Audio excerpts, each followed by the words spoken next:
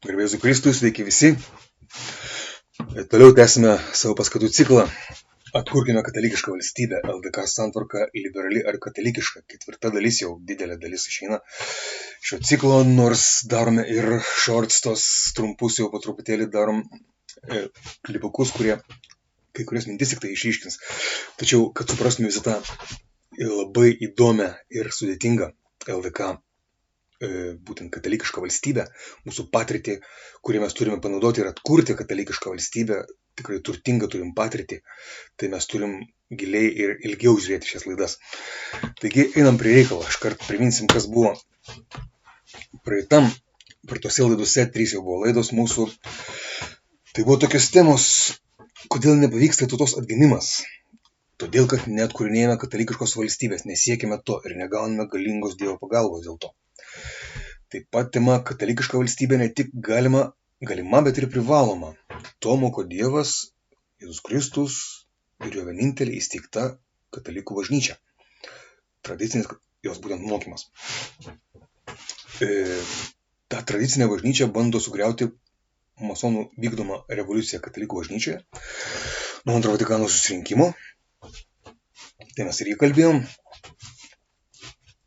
Todėl dabartiniai bandymai teisinti, kabutėse įteisinti pagonybę, neopagonybę, Romų ar panašiai, tai yra visiškai netitinka katalikų civilizacijos ir katalikų bažnyčios mokymo visų tų principų. Tai visiškai nauji revoliuciniai dalykai. Anksčiau buvo galima tik tai privačiai išpažinti neteisingas religijas, tai yra ne katalikų religijas, tik tai privačiai, bet ne viešai. Senovės arba Kijevo vadinama Rusija buvo katalikiška. Tai irgi mes parodėme trumpai, įrodėme dokumentais, kuriais ir faktais. Vytauto bandymas atkurti katalikišką Rusiją 1415-19 buvo vėliau įvykdytas 1439 metais Florencijos unija. Bandė atkurti Vytautas trumpai su Camblaku, Grigalium Camblaku, visos Rusijos metropolitų ir vėliau įvykdė šitą jau po jo mirties. LDK valdovai, elitas ir tiesiog pasaulio elitas, kuris susirinko į visuotinį susirinkimą Florencijoje. Dauguma LDK gyventojų buvo katalikai, bent jau 15 amžiaus antroje pusėje, 17-18 amžiuje mes tą parodėm. Ir po to, iki unijos panaikinimo, Rusijos carinėje Rusijoje buvo. Pirmoje pusėje 19 amžiaus dar buvo dauguma katalikai Lietuvoje, Baltarusijoje dabartiniai ir Baltarusijoje. Ir būtent 16 amžiuje, dalį to amžiaus irgi galbūt matysim, buvo nemažai tų katalikų likę. Graikų apeigų katalikų daugiau LDK buvo negu Romos apeigų katalikų netgi. Yra unikali valstybė pasaulyje, šią prasme. Nuo pat Lietuvos krikšto valdyti LDK galėjo tik katalikai. Ta pamatėm. Įstatymai buvo konkrečiai aktai, kuriuose buvo tai nurodoma, įstatyminiai aktai, Jogailos, Vytauto, taip toliau. LDK branduolyje, įskaitant visą beveik dabartinę Baltarusiją, galėjo draudimas statyti stačiatikių cerkves. Tai buvo 15 amžius ir dalis 16 amžiaus ir tas vis tiek buvo tęsiama ir toliau tik tai kitais būdais. Dabar šioje laidoje kalbėsime apie tai, kad geriausia Lietuvos gynyba yra Rusijos atvertimo į katalikybę strategija. Vytautas siekė katalikiškos Rusijos iki Uralo, nejaugi taip. Blogą litvinizmą kabutėse nugalės tik tai katalikiškas tradicionalizmas. Apie litvinizmą paliesim. Čia ne mūsų tema, bet trumpam kažkaip paliesim ir galų gale daug išeis paliesti, bet iš kito aspekto, nes mūsų tema yra būtent katalikiška Rusija iš dalies ir katalikiška Lietuvos valstybės santvarka. Tačiau litvinizmo tas klausimas jisai išsisprendžia per tai būtent, per katalikišką tradicionalistinį požiūrį į istoriją, Lietuvos istoriją taip pat.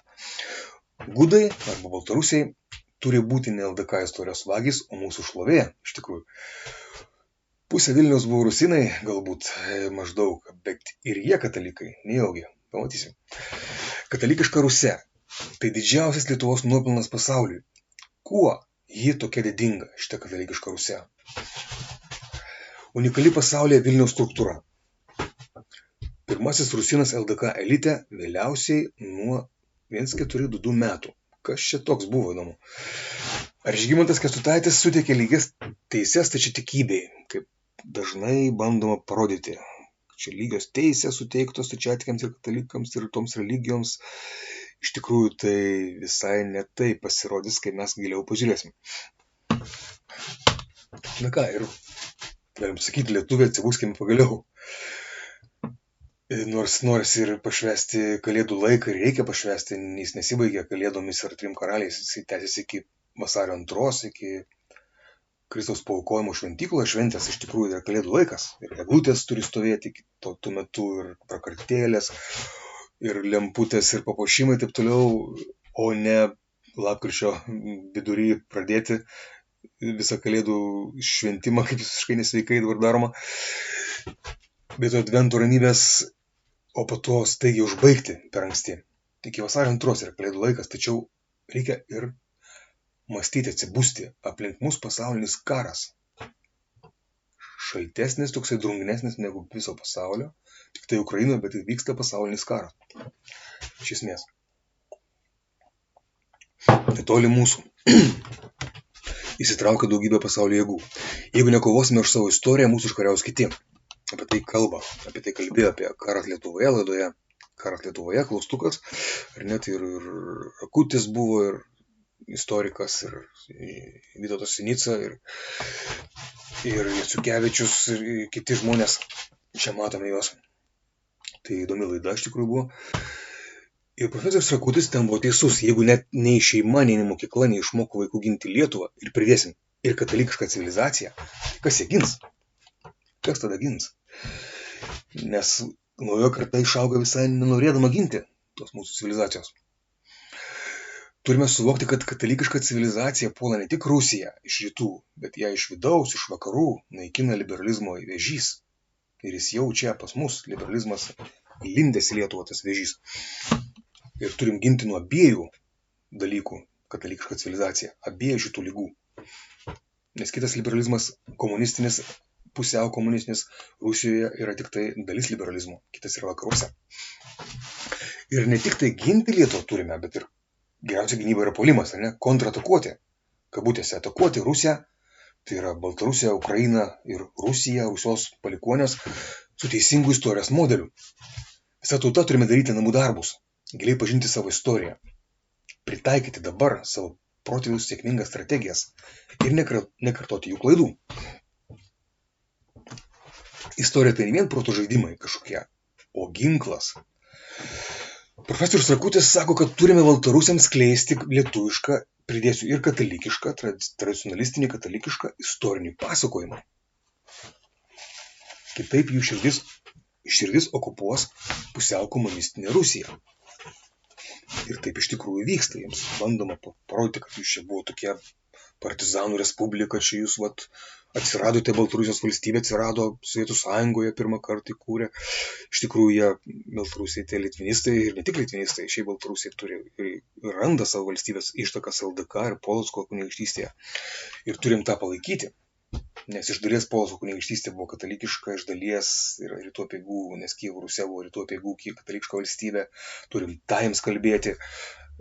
To iš viso nekalba dabar, faktiškai mes turim tai kalbėti. Mes tai čia pradėjom kalbėti truputėlį per pradės laidas. Ir turime sakyti, kad LDK buvo katalikiška valstybė ir būtent joje buvo tas baltarusių tautos klestėjimas, arba katalikiška baltarusių gudų tauta. Jinai dauguma jos buvo katalikiška, graikų apeigų katalikybė buvo vos netautinė religija jų, iš esmės. Ir tik dalis jų buvo Romos katalikai, dalis mažesnė. Turim tą pasakoti jiems iš daugybės aspektų. Pradėkim pulti, atakuoti tą Rusiją su teisingu istorijos modeliu. Tai yra meilės ataka, galim sakyti. Pažvelgsim dabar į tolimą tašką nuo Lietuvos į Tūlą. Bet kam čia ta Tūla, prie ko čia dabar ta katalikiška valstybė ar kažkokia ten Tūla, ne? Tai yra labai vis dėlto svarbu matyti, kad kai Lietuva daugiausiai buvo toliausiai Vytauto ekspansija kažkur toli. Rusioje LDK toliausiai pasiekimai teritoriniai. Tenai rytuose ir tai kartu buvo katalikiškos civilizacijos pats toliausiai įsigalėjimas per visą viduramžių laikotarpį rytuose. Kai ir Tūla ir Riazanė, matysim, Vytautas jo valdžiai kaip ir priklauso, ar įtakai dideliai stipriai priklauso.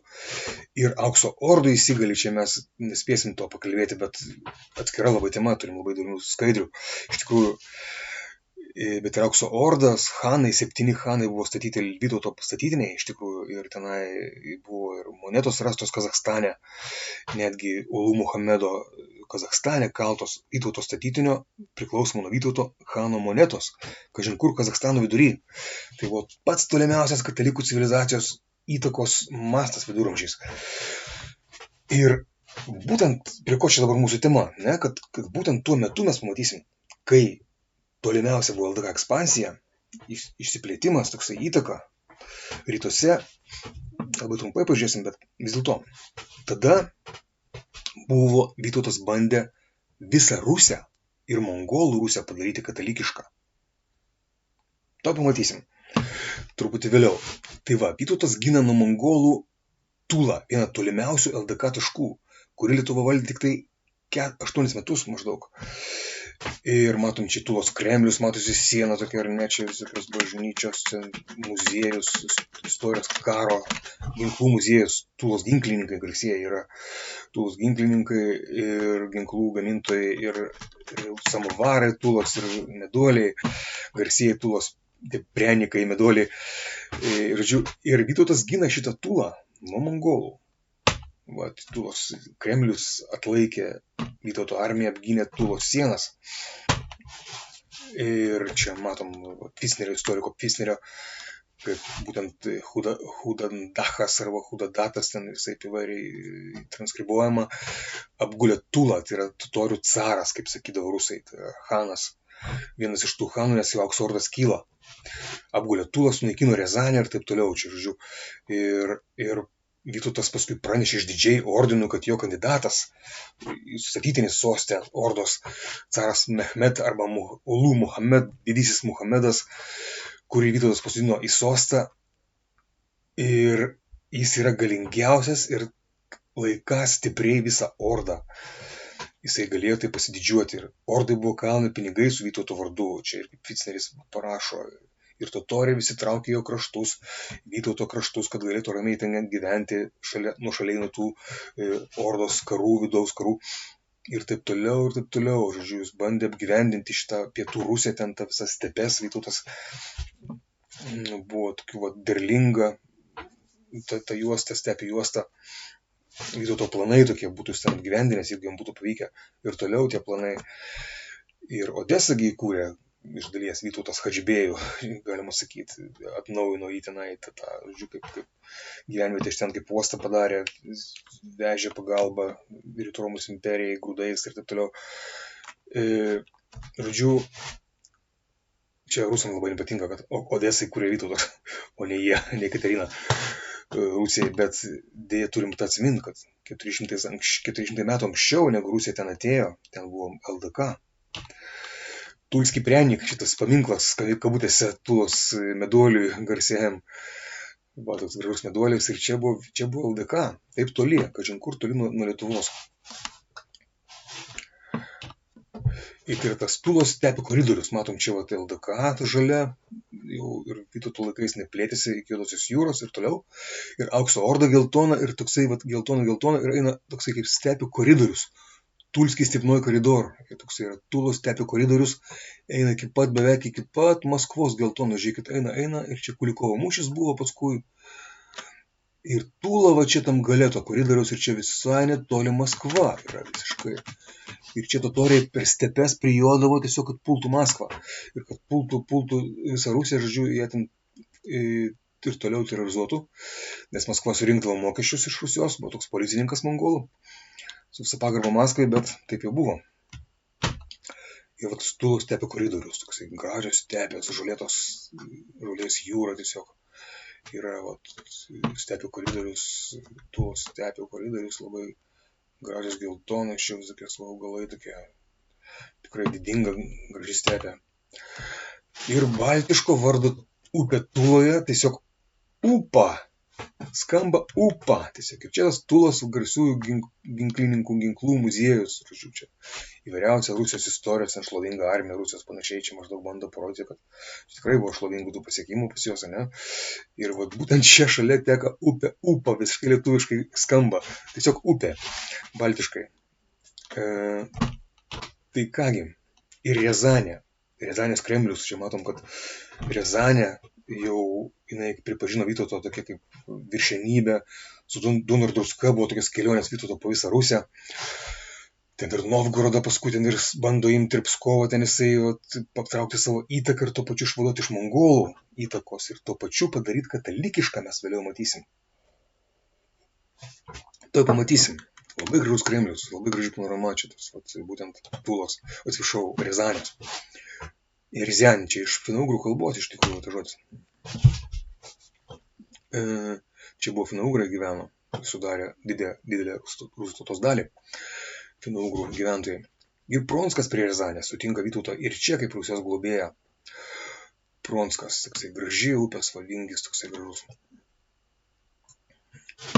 Ir būtent, tačiau tuo pačiu metu, kai taip toli bando įsigalėti Vytautas, dar mes nekalbėjom ir nekalbėsim, nes čia mes neturim laiko, padarysim gal kažkada daug dievę laidą apie labai turim gražių skaidrių, nuostabių, ten nuo Lietuva ir rytų pasaulius nuo Mindaugo iki Vytauto. Pasimelskite už tai ir paaukokit pagalbą, jeigu jūs paaukosite pagalbos, tai gal pavyks padaryti daug laidų. Šia prasme, kaip Lietuva gynė visą Europą, kaip ten gražiausi vaizdai Rusijoje yra visokiausi ir kur buvo kovos su mongolais ir tokie varžybos su mongolais, ar ne, kad juos išstumtų su mongolų totoriais, vadinamais, ir tiesiog kaip LDK nuo pat Mindaugo jau buvo katalikiškos civilizacijos, toks kaip gynybinė rytų siena, net kaip pagoniška jinai buvo, jinai statė tą rytų sieną, Europos gynybinę sieną rytuose. Paskui jau tampa Vytautas, jau katalikų civilizacija čia ateina ir visiškai tampam tokie grinai katalikiškos civilizacijos skydas, antimuralė. Ir tuo pačiu metu, žiūrėkit, kas darosi. Mes jau kalbėjom. Dabar matysim, kad Vytautas bando pasiekti iki Uralo katalikų bažnyčios ribas, ar ne? Bet dabar mes matėm, kad jau jisai atkūrė trumpam katalikišką Rusiją. Vytautas su Grigalium arba Grigorijum Samblaku priešakyje, kaip metropolitų visos Rusijos. Ir dabar 1416 pavasarį metais, kai apgulė aukso ordos karvedžio Eidygėjaus totoriai, o paskutinis galingas toksai karvedys bandęs atkurti jos vienybę aukso ordos. Jisai ne Hanas, jisai ne Čingizidas, ne Čingizų dinastijos, bet jisai karvedys. Ir jisai būtent tada Samblakas iš Kijevo nusiaupto perkelė visos Rusijos metropolito sostą į Dievo motinos, skaisčiausios Dievo motinos užmigimo, dar sako, bažnyčia Vilniuje, dangun ėmimo arba užmigimo, Uspėnėje prie Svetoj Bogorodice Vilniuje. Matėm tokia balta katedra graži, mes dar matysim šiandien gal. Ir pačios Rusijos žemėje dar įsteigė Naugarduko rezidenciją, jisai kaip artimesnė Rusijai, metropolito rezidencija. Ir nuo čia prasideda Vilniaus kaip visos Rusijos graikų apeigų katalikų metropolito svarbiausios rezidencijos tradicijos šaknis. Tai dvasinis centras katalikiškos Rusijos yra Vilnius. Tai ar jisai siekia Vytautas katalikų bažnyčios iki Uralo žemės galo, toks yra pasakymas poetiškas lietuviškai, už Uralo žemės galo. Jeigu giliau mąstysime ir traktuosime teisingai istoriko Lapo pastebėjimą, Lapo, garsus istorikas, tai panašu į tai, kad Vytautas planavo į katalikų bažnyčios vienybę atversti visą Rusiją, prieš tai išvadavęs iš totorių valdžios. Bet kai jisai kalba, cituojant Lapo, rašo, kad kai Vytautas ėmė ruoštis sujungti savo valstybę visą rusų tautą, rusų, visai galima sakyti, senrusių, jis pasinaudojo tuomet metropolito Grigorijaus Samblako mirtimi, kad atstatytų bendrą visai rusų tautai metropoliją. Tuomet jis užmezgė gerus santykius ir su Maskvos metropolitu Fotijum ir labai gražiai jį priėmė. Reiškia, buvo kaip du varžovai, buvo Vytautos metropolitas pastatytas, jo įtakojant jam graikų apeigų katalikas, kur matėm popiežiaus ištikimybę popiežiui pareiškė, bučiavo netgi batą, aukojo mišias katalikų bažnyčioje Romoje, ten, žodžiu, Konstancijoje, atsiprašau, ten buvo, kur buvo susirinkimas visuotinis bažnyčios. Tai jisai visiškai katalikiškai elgėsi, jisai buvo katalikas ar ne, ir jis valdė tą Rusiją, kuri trumpam buvo katalikiška, LDK, didžiulė Rusija, Camblakas. O jo varžovas buvo Maskvoje, Fotijus. Dabar Vytautas bando palankiai bendrauti su Fotijum, kad ir LDK Rusija, ir mongolų dar valdoma Rusija taptų katalikiška. Ir tuo pačiu bando, kaip matom, jisai tą Rusiją iš tų mongolų išpaduoti, Vytautas. Nes kur jau žengdavo jo valdžia, Rusija nustodavo mokėti duoklę mongolam palaipsniui. Ir dabar galim sujungti tris faktus, kad būtent per Camblaką ir Konstancijos susirinkimą Vytautas trumpam atkuria katalikišką Rusiją su centru Vilniuje.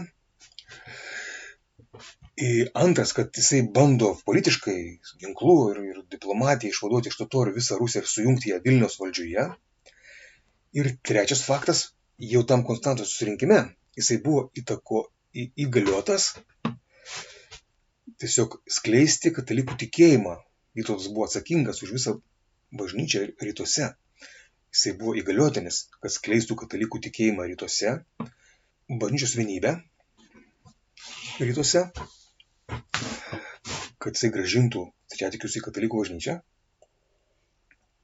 Buvo tam įgaliotas ir užsirekomendavo tarp Europos valdovų kaip uolus tos misijos vykdytojas. Ir todėl gyvenimo pabaigoje, kai jisai siekė katalikiško karaliaus karūnos, tai vargu ir galėjo atsisakyti tų rytų grąžinimo į katalikų bažnyčios vienybę planų. Ir dabar matom, kad jisai bando per tą Fotijų su juo bent Maskvos reziduojantį metropolitą Rusijos, tokį alternatyvinį lietuvišką metropolitui. Jisai bando jį taip įtakoti, kad čia gerai tu valdyk visą Rusiją, bet tu po truputį tu sugrįžk į katalikų bažnyčios vienybę. Į tą pusę jisai traukia Vytautas. Juk to siekti jį įgaliojo Konstancijos susirinkimas. Visuotinis susirinkimas visos bažnyčios įgaliojo Vytautą būtent atversti ir Rusiją. Ir taip tada lygiagrečiai bandė sujungti politiškai visus rusinus arba senrusius, kaip čia pavadinsim. Nes jau buvo Maskolio tauta šitą formavosi, Didžia Rusijos atskira tauta iš tikrųjų formavosi tenai jau daug seniau, nuo 12 amžiaus, 10-12. Ir jisai norėjo valdyti Rusiją kaip vieningą politiškai ir per Kijevo metropolitą vieningą bažnytiškai. Vytautas pasaulietinė valdžia, metropolitas dvasinė valdžia visai Rusijai. Katalikiškas metropolitas. Tai būtų, jeigu būtų jam pavykę Vytautui iki galo. Ir jeigu jam būtų pavykę, tai galbūt 15 amžiuje graikų apeigų katalikų vyskupijos su centru Vilniuje būtų pasiekę Novgorodo, tada jau valdytus šiaurės Uralo kalnų šlaitus. Net jau už Uralo buvo ten įsteigę Obezžiotėse ten savo koloniją, ten kailiukus supirkinėjo, ten taip toliau, kailiukus iš tų visokiausių tenai finougrų, čiabujų, žodžiu, novgordiečiai. Ir galbūt jau būtų į Aziją, ten jau Azija už Uralo, taip laikoma jau čia nuo naujųjų laikų. Anksčiau galvoja, kad Donas yra riba Azijos ir Europos. Tai va netgi pagal naują klasifikaciją Azija būtų pasiekus Vytauto katalikų, kontroliuojamos Vytauto katalikų vyskupijos. Tai matėm, kad jau po mirties Vytauto atnaujins tą Vytauto darbą ir atkurs tikrąją katalikišką Rusiją, LDK atkurs, būtent per Vytauto išmuštą, galima sakyti, vakaruose Florencijos susirinkimą. Jisai tęsė Konstancijos susirinkimo darbą, kuriame pats Vytautas ir buvo. Ta prasme, jį įtakojo su Jogaila, kad atverstų rusinus LDK, o dabar įgyvendina Florencijoje. Mes matėm per praeitą paskaitą. Florencijos unija įvyksta reali bažnytinė unija, visi rytai grįžta į katalikų bažnyčią. Bet dalis sumaištavo paskui, o LDK visgi rusinai ir liko katalikų bažnyčiai antrą 15 amžiaus pusę. Gal net dalį 16 amžiaus, kaip kalbėsim vėliau. Ir dabar toks bandom susijęti su 3 karaliais, kaip buvo, tasai šventė graži buvo. Ir iš tikrųjų, kaip jie eina, 3 karaliai, tiesiog pas Jėzų pamatyti šitą gimusį Dievo sūnų, kuris atėjo išganyti pasaulio. Ir net toks yra gražus tekstas. Ante Luciferum genitus et ante secula Dominus Salvator noster hodie mundo aparuit. Prieš aušros žvaigždę gimęs ir pagimdytas ir prieš amžius viešpats išganytojas, išgelbėtojas. Mūsų viešpats išgelbėtojas šiandien pasauliui pasirodė, apsireiškė. Labai gražiai brevijoriai kalba bažnyčia apie tai. Tai 3 karaliai keliaujantis, iš tikrųjų, tai rytų išminčiai yra tokie kaip simbolis, kaip turim siekti bendrauti su tuo išganytoju, kaip turim siekti jo malonės, kad pasiekti išganimą. Tai visokiausių gražių paveikslų, paprastų ir labiau bažnytiškų tokių yra ikonų ir įvairiausių mene vaizduojamas.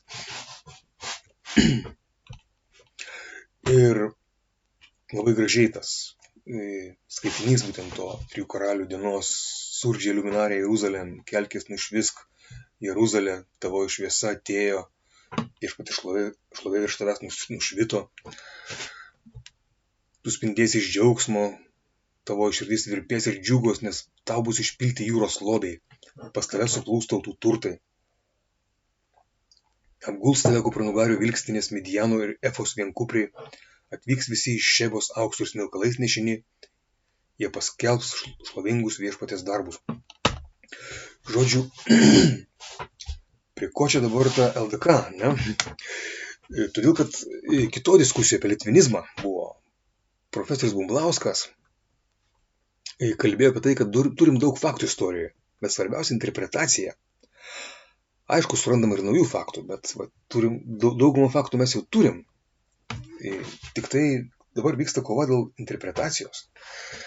Liberali interpretacija iškraipo istoriją. Ten Baltarusija kartais į savo pusę tempia, kaip sakoma, tempia užklotą į savo pusę, kaip sakoma, rusiškai kaldrą į savo pusę, ar ne, kad o lietuviai į savo pusę kartais per daug irgi tempia. Nors iš tikrųjų tai lietuviai sukūrė savo valstybę, bet turi matyti rusinų vaidmenį didžiulį. Žodžiu, turi matyti bendrą perspektyvą.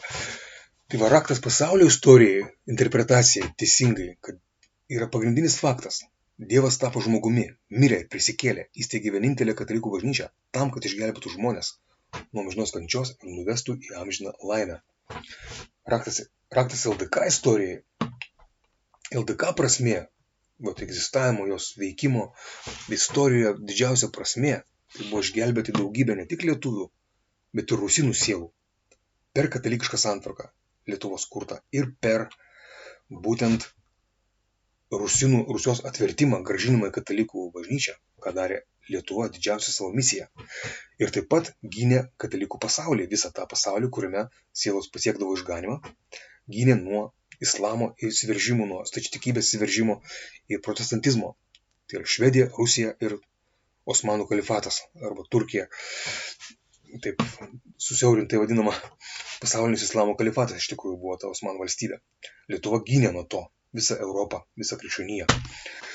Ir ta blogąją prasme litvinizmą, tai yra kai savinasi istorija visiškai, kad lietuviai nieko nedarė, čia tik tai viską darė rusinai LDK. Tai yra neteisinga.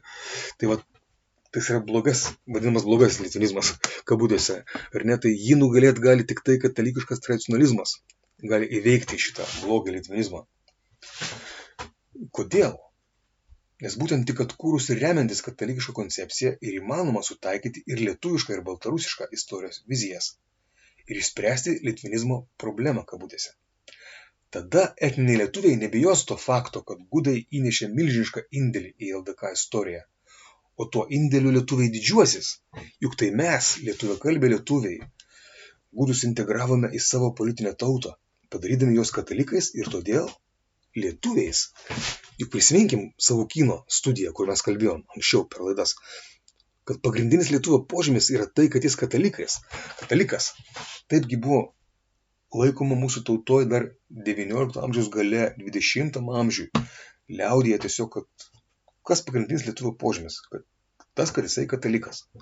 Kalba prisideda taip, bet prisideda vėlai, kaip požymis pagrindinis ir dar net nepagrindinis iš tikrųjų. Nes mes matėm gražių pavyzdžių, kaip būna visokiausių tenai. Ir gal dar matysim, Skirmuntaitė buvo, nemokėjo lietuviškai, bet ir katalikė, pirmoji Lietuvos istorikė. Katalikiškai parašusi istoriją, pirmoji moteris istorikė, pirmoji istorikė, ta prasme, su spalvotai žemėlapiais išleidusi knygą Lietuvos istorija trumpą. Ir ten jinai kalba apie katalikišką koncepciją. Ir ragina visus mokytis lietuvių kalbos, bet jinai nemoka lietuviškai. Ir jinai bando parodyti, kad ir tie, kurie nemoka dar lietuviškai, dar neišmoko. O gal neišmoks, gal tik jų vaikai išmoks, bet jie irgi yra lietuviai. Būtent tas katalikiška tokia samprata buvo dar gyva 20 amžiaus pradžioje. Jinai mirė 1936 metais, Skirmuntaitė Konstancija. Labai bajoraitė iš Jotvingių kilusi, labai įdomi asmenybė ir labai raktinė asmenybė. Nes jį bandė sutaikyti lenkakalbis ir lietuviakalbis lietuvius. Čia atskira tema labai įdomi. Yra atsakymas į Jakšto brošiūrą. Čia labai įdomi tema, bet ne dabar. Ir kaip matėm, Florencijos susirinkimas atkuria katalikiškus rytus, graikiškus ir Rusiją katalikišką tuo pačiu. Vytauto idėją realizuoja. Ir mes galime pamatyti, kuo tai galų gale tapo LDK to erdvėj. Čia daug įdomių skaidrių bus dabar. Ko gero didžiausia Europoje lotynų arba Romos apeigų katalikų vyskupija. Mes turėjom Vilniaus vyskupiją. Ta žalia tokia milžiniška, žiūrėkit, nuo Vilniaus eina iki Kijevo. Čia Kijevas tada buvo, čia yra 18 amžiaus žemėlapis. Tai yra Kijevas jau ne mūsų okupuotas, yra Rusijos okupuotas Kijevas. Ir Smolenskas Rusijos okupuotas. Atplėšino Lietuvos mūsų miestą, Smolenską. Baltiškose žemėse buvusiose pastatyta rusinų žemėse. Rusinai tai mišinys baltų ir slavų, galima sakyti. Ir Vilnius, didžiulė vyskupija, visa Baltarusija praktiškai ir vakarų Ukraina, vidurio Ukraina čia. Vilniaus vyskupija, turbūt didžiausia Europoje. Bet mes turėjom ne tik tai šitą. Matysim, ką dar turėjom. Vilniuje buvo didžiausios pasaulyje rytų apeigų katalikų vietinės bažnyčios centras. Didžiausia pasaulyje rytų katalikų bažnyčia. Rytų apeigų, tai yra būtent rutenų arba graikų slavų apeigų, rusų apeigų, kažkas sako, rusinų. Iki pas Smolensko ir Kijevo žemių buvo. Ir centras buvo Vilniuje. Tai yra pasaulinės istorijos faktas. Mes didžiausią pasaulyje katalikų bažnyčią vietinę atkūrėme. Būtent iš Vilniaus Kijevo ir visos Rusijos metropolitas valdė ne tik Vilniaus vyskupiją, šviesiai žalia, bet ir kitas spalvotai pavaizduotas rutenų apeigų katalikų vyskupijas. Tai yra irgi 18 amžiaus ribos. Ir matom, Vilniaus vyskupija irgi didžiulė. Čia yra jau graikų apeigų, ne Romos. Taip, kur buvo anksčiau žemėlapis. Graikų apeigų vyskupija nuo Vilniaus irgi iki Kijevo eina didžiausia, ilgiausia vyskupija. Bet Vilniaus vyskupui, kuris buvo kartu ir metropolitas visos Rusijos, priklausė ne tik tai šita vyskupija, bet ir būtent visos kitos vyskupijos, čia kur spalvotai matosi. Tai yra didžiulės teritorijos. Matom čia va, kas darosi. Lvovas priklauso, Pšemyslis čia jau Lenkijoje, Helmas prie Liublino, čia taip toliau, prie pat Kijevo, Žitomiras, Mogiliovas, Vitebskas, Polockas. Didžiulė žemė iš tikrųjų. Tai čia dar mažesnė, sumažinta versija tos Kijevo metropolijos, visos Rusijos metropolijos, kurią mes turėjom su centru Vilniuje. O jinai padidinta, žiūrėkit, kokia buvo 16-17 amžiui. Tai praktiškai visa abiejų tautų Respublikos arba, aš mieliau sakau, Lietuvos ir Lenkijos unijos teritorija Rusijos. ir Ukrainos didžiulis gabalas, va čia dabartinė Ukraina, čia va, matom dabartinė Ukraina, o čia va toksai gabalas, kuris priklausė, tada Lenkija jau priklausė, iš Lietuvos atėmė Lenkija šitą iš pradžių mums priklausiusią Rusijos dalį, visa Baltarusija, visa Smolensko žemė didžiulė, čia rytuose, Vilnius, aišku, kraštas, ten, kur gyvena rusinai, čia būtent tie rusinai pavaldus tą metropoliją. O lietuviai, kurie gyveno prie Vilnius, buvo pavaldus Vilnius Romos apeigų vyskupui. Ir ta Vilnius vyskupija irgi ėjo iki Kijevo, mes matėm. Bet čia buvo didesnė negu 18 amžiuje, čia buvo daug didesnė, nes čia 18 amžiuje buvo tik tai vakarų Ukraina, šita dalis iki Kijevo, o čia už Kijevo toli toli. Ir rytų Lenkija, didžiulė dalis Lenkijos įeina dabartinės pakraštys. Ir rodo, kad net Mukačevo vyskupija, kurią valdė Vengrija, tai yra Karpatų Rusija arba Užkarpatės Rusija, irgi kažkaip priklausė nuo Kijevo metropolijos. Tai dabar profesorius Bumblauskas kalba apie katalikišką, tiksliau stačiatikišką kalbą, Rusinų miestą. Bet vėliau jis pripažįsta, kad jis tapo katalikišku Rusinų miestas. Tai dabar 15 amžiuje, 16 amžiaus dalyje, 17 amžiuje, 18 amžiuje tai buvo būtent graikų apeigų katalikų miestas. Nuo 15 amžiaus antros pusės, tiksliau nuo 1415 su pertraukom, ten buvo tas Samblakas, Vytauto išprašytas, iškovotas metropolitas. Trumpai pabuvo, o paskui nuo 1439 visą 15 amžių čia buvo katalikiškas Rusinų miestas. Ir po to tie amžiai kiti, 17-18 buvo ištisai jau čia buvo, ištisai katalikiškas Rusinų miestas Vilniuje. Pusė Vilniaus rusiniška, ar ne, kas čia išeina. Tai mes matom tą didingą visos Rusijos graikų apeigų katalikų metropolito katedrą Vilniuje, skaičiausios Dievo motinos katedra, ir tai yra didžiausias istorija Lietuvos nuopelnas žmonijai.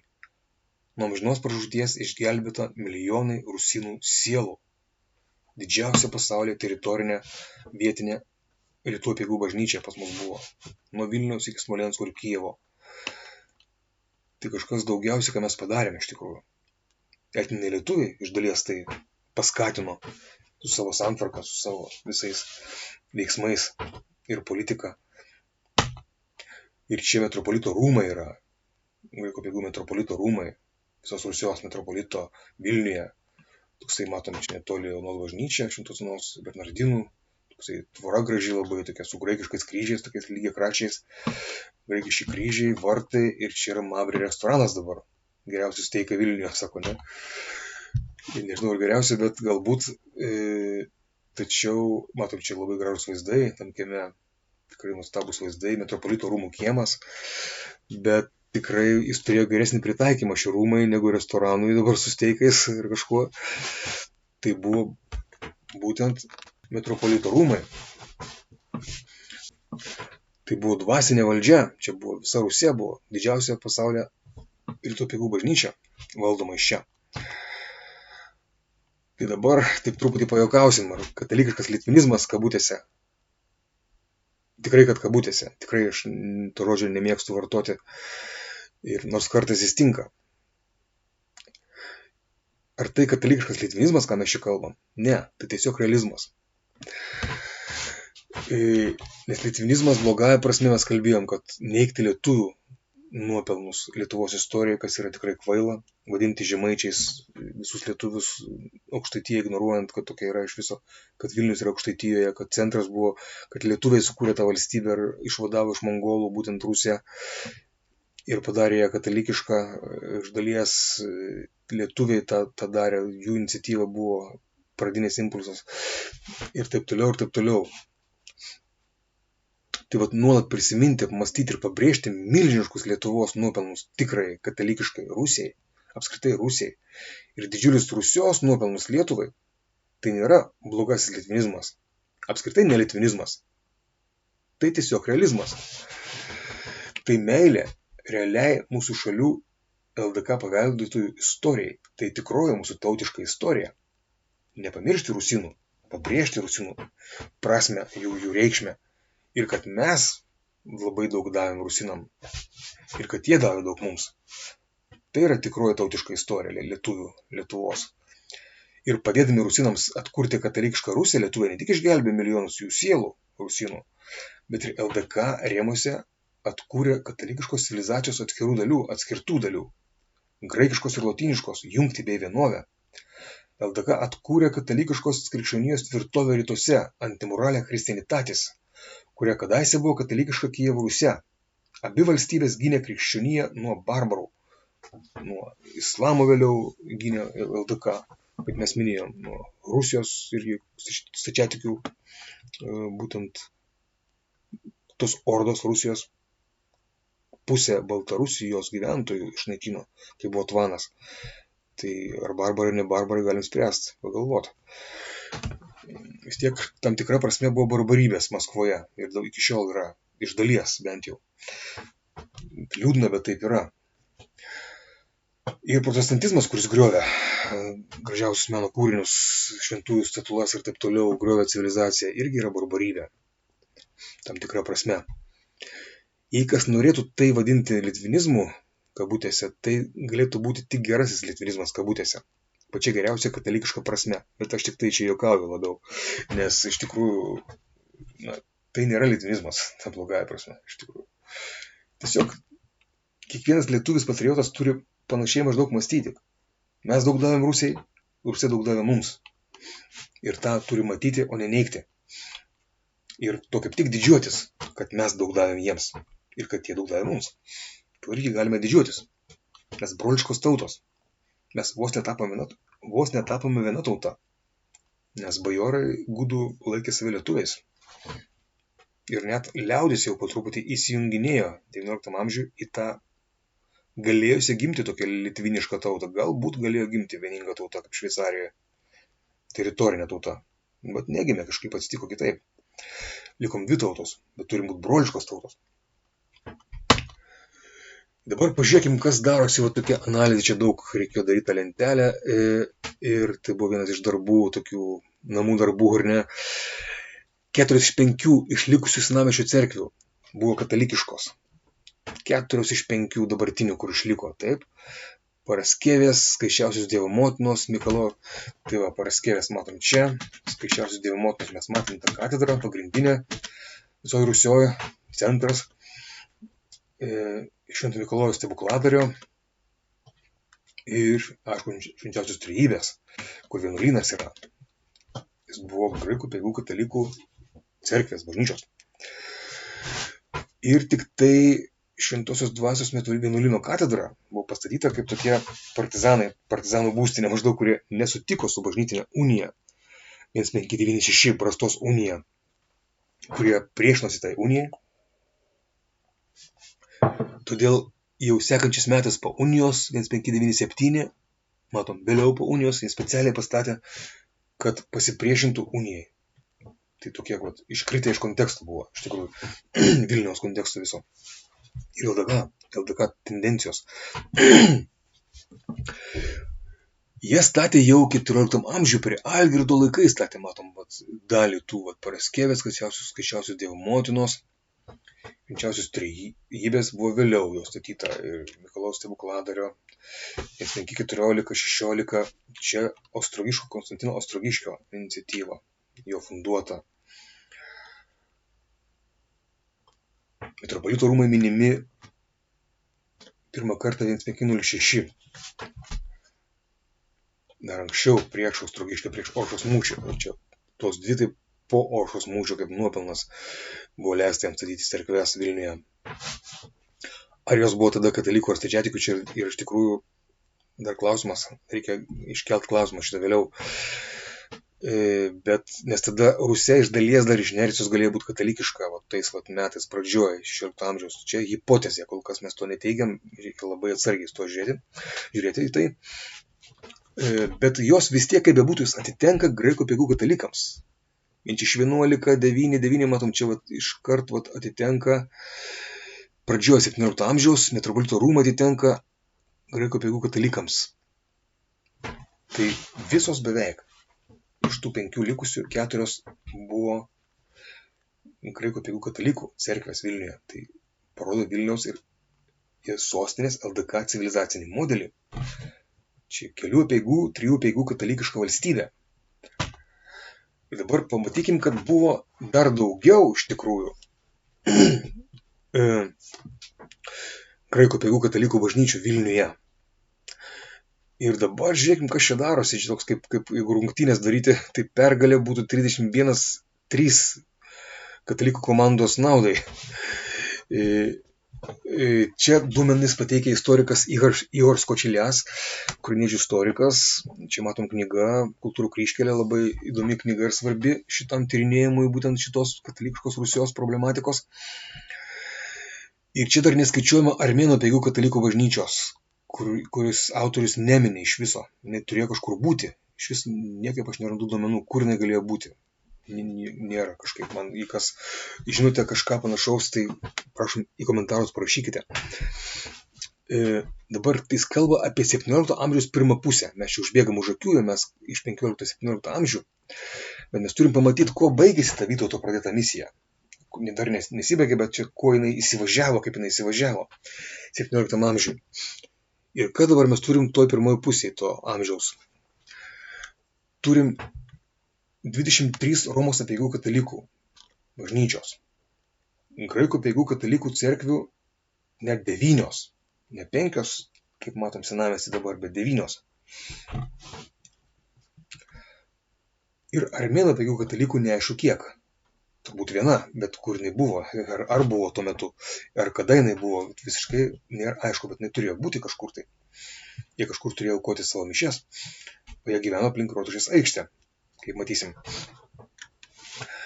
Ir tik tai po vieną stačiatikių, liuteronų ir kalvinistų. Kur tas liberalusis Vilnius?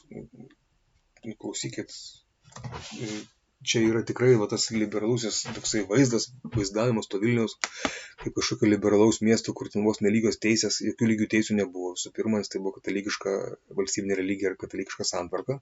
Mes matysim vėliau daugybę įstatymų paradas tikrai bus 17 amžiaus pirmoje pusėje, katalikiškų įstatymų paradas, toks kabutėse paradas, bet iš tikrųjų tai labai daug įspūdinga bus. Nes stačiatikiam bus labai varžomos teisės, stačiatikybei, ta prasme. Stačiatikiai bus traukiami tapti, tiesiog pripažinti visos Rusijos metropolito, teisėto metropolito valdžią, kuris yra katalikas.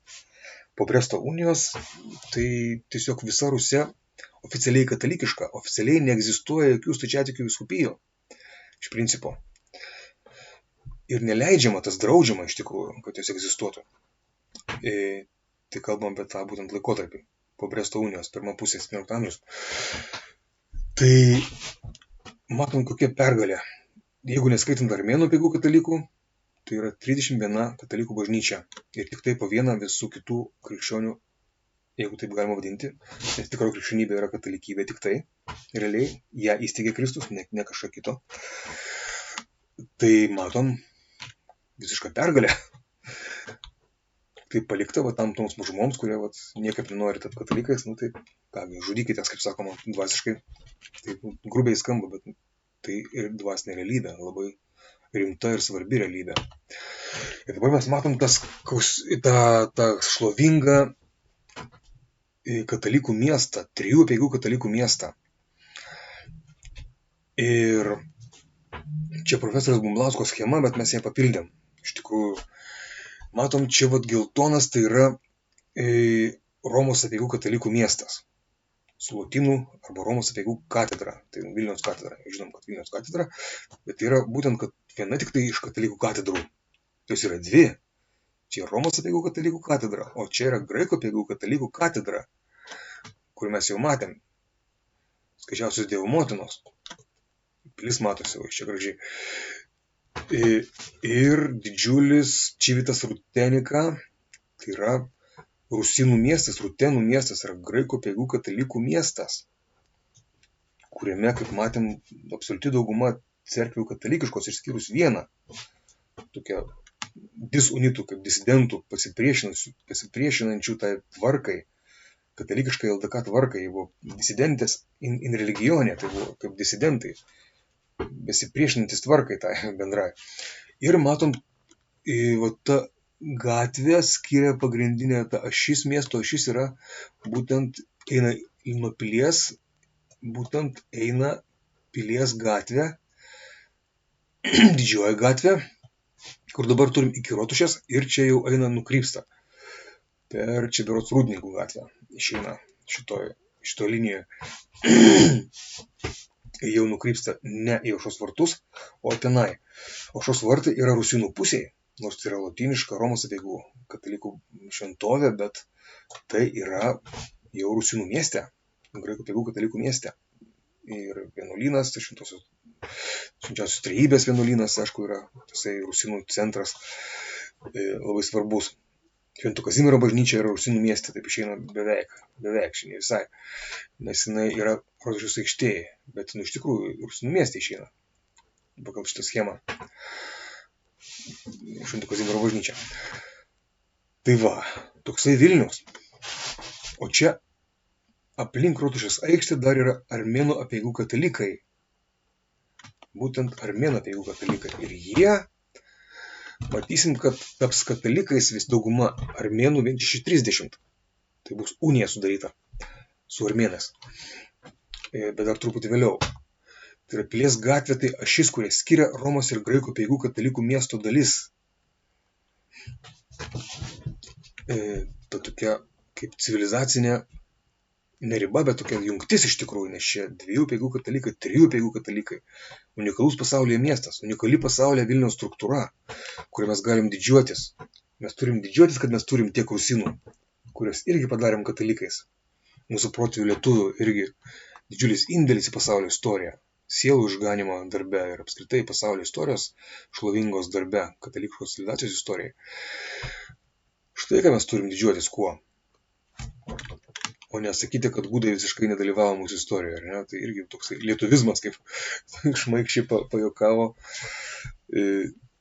Rūsis Kamuntavičius, istorikas, kurio įžvalgų kartais reikia atsižvelgti į tai, aišku, bet jam trūksta būtent tą liberalizmą paneigti iš tikrųjų, nes jis remiasi liberaliąją koncepciją, nors aš gerbiu labai Rūsį Kamuntavičius už kai kurias jo įžvalgas, bet jos bendras vaizdas išsikreipia galų gale, kai mes nematom to katalikiškos koncepcijos realistinės.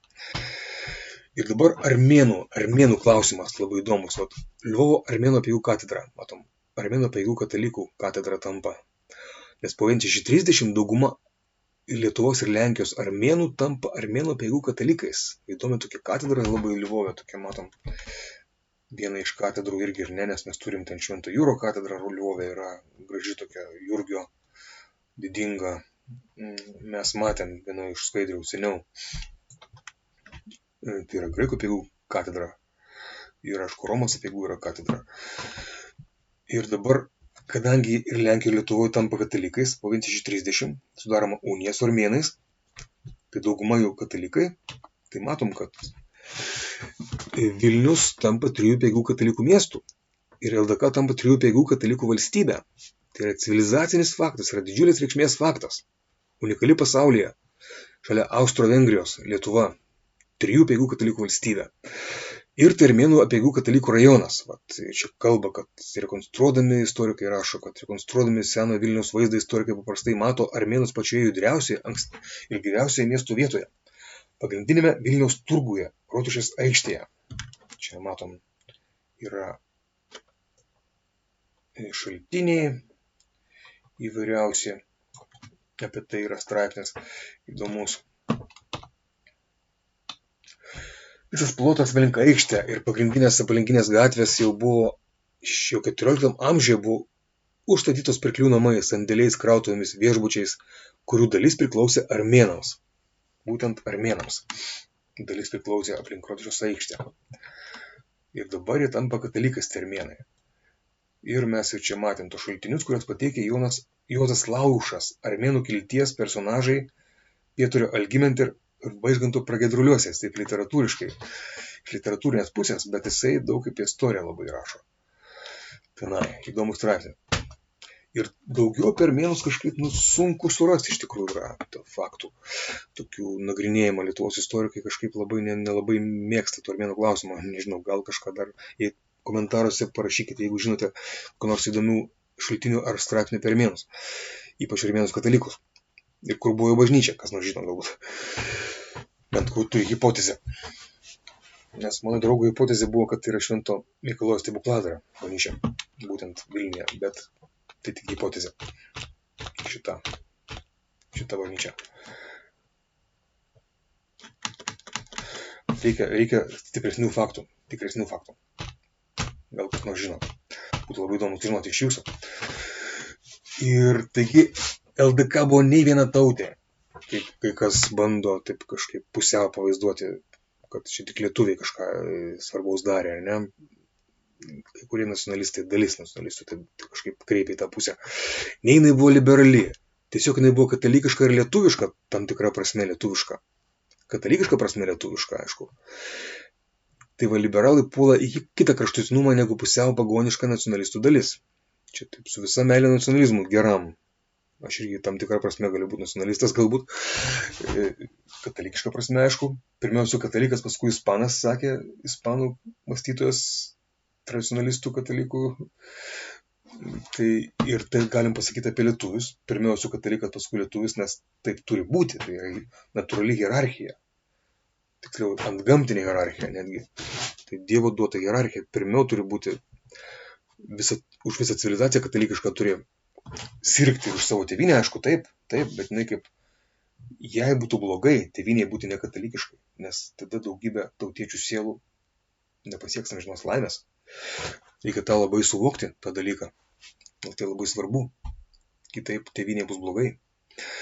Tai va, liberalai išnaudoja šį daugiataučio Vilniaus ir LDK vaizdą, kad parodytų, kad LDK gyvavo esą vos neliberalus Babilonas kabutėse, kuriame ne tik taikiai sugyveno įvairios religijos, tai yra faktas, iš dalies taikiai, iš dalies ne, iš tikrųjų irgi faktas.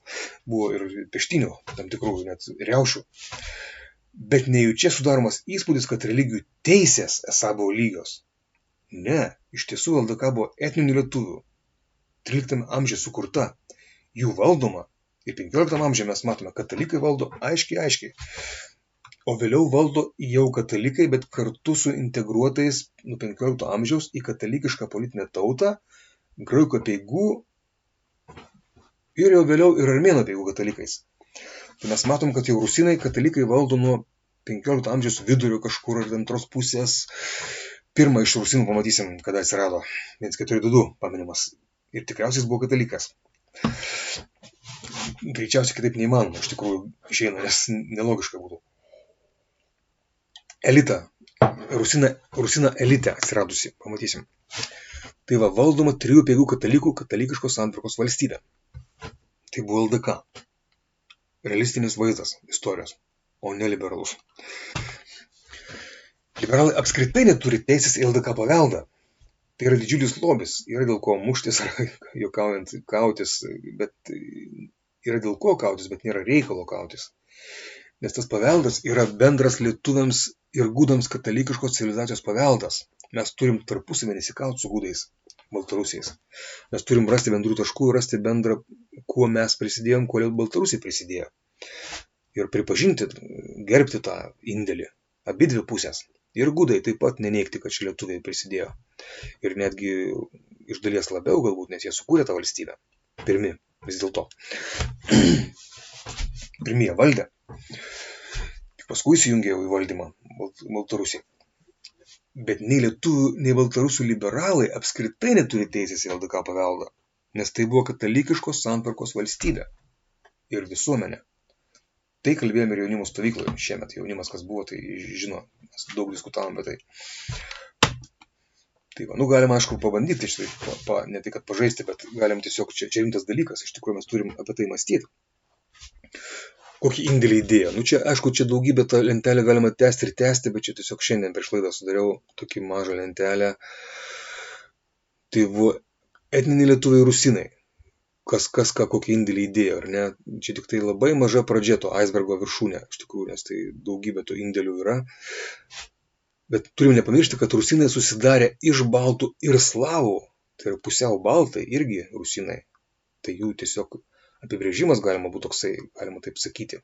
Kas yra rusinai? Tai yra baltų ir slavų mišinys. Grinųjų slavų, kurie gyveno Voluinėje pradžioj, tik tai.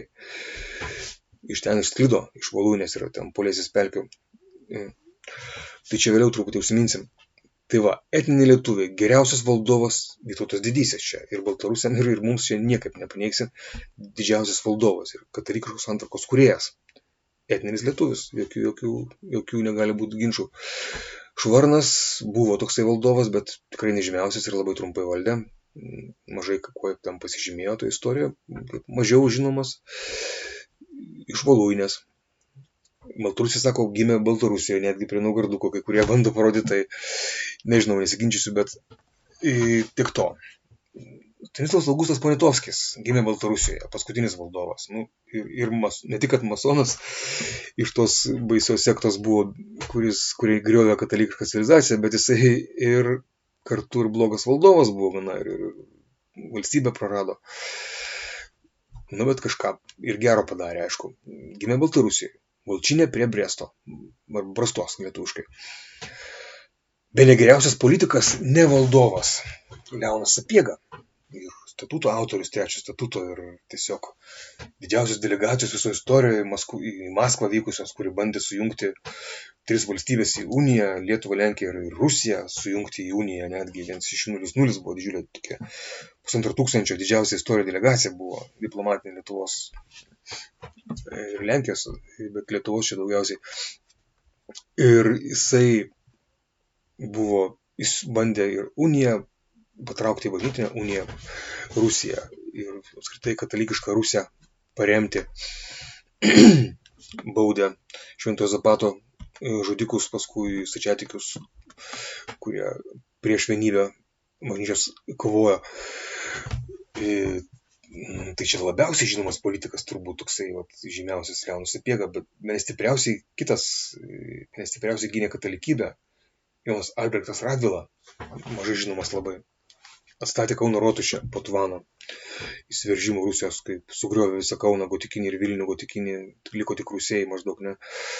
Bet ne tik jisai buvo vienas iš didžiausių rašytojų, gal Europoje net politinių rašytojų 17 amžiuje. Tai buvo kažkas neįtikėtino. Lietuvos patriotas, jisai gynė, kad Lenkija nesumažintų Lietuvos teisių, buvo prie valdovo nuolatos pasikeisdamas tiesiog su Sapiega. Ir Vilnių išvadavo nuo Rusijos karvedys Mykolas Kazimieras Pacas, etninis lietuvis. Turkus nugalėjo prie Chotino, antrasis Chotino mūšis, 1673. Bet bene geriausias karvedys, ne valdovas, Jonas Karolis Chodkevičius. Tai didžiausia pergalė šiaurėje, prieš protestantizmo ereziją, prieš Švedijos armiją, didžiausia visų laikų pergalė šiaurėje, didžiausia visų laikų pergalė pietuose Lietuvos ir Lenkijos ir iš vis didžiausia visų laikų Lietuvos pergalė, galima sakyti. Tai yra Chotino mūšis, pirmasis Chotino mūšis. Kai 200 000 turkų buvo ir kitų musulmonų sustabdyti. Ir Europą negalėjo įsiveržti, užimti rytų Europos, ką jie planavo, visą rytų Europą užkariauti islamui. Ir Maskvą, Kremlių bandė pralaužti blokadą, kurios įdėjo mūsų įgulą. Ten beje Jonas Petras Sapiega, tai yra rusinas, įdėjo Kremliui. Taip pat Lenkų kilmės kitas Kremliaus komendantas buvo Korvin Gosievskis.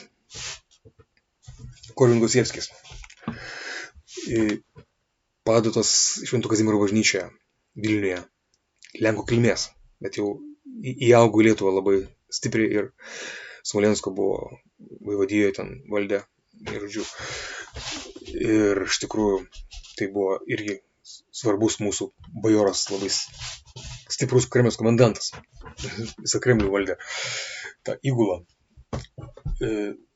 Bet tai visų laikų karvedys didžiausias yra rusinas Chodkevičius, nors rusinai irgi pusiau baltai ir ten dar gyveno daug lietuvių tose vietose, iš kur jis kilęs, vėliau pakalbėsim. Jis labai didelė dalim lietuvis, Chodkevičius, galim sakyti, ir apdainuojamas, mūsų Katkus labai drūs, tikras buvo karaliuks, ar ne, tai o Šermukšnė daina, Salaspilio pergalės daina, labai svarbi graži daina. 4 pasaulyje modernios observatorijos architektas ir astronomas Tomas Žebrauskas iš Žemaitijos mokėjo lietuviškai, jo gimtoji kalba lietuvių. Čia bando Baltarusija tą paneigti, kai kada dabar.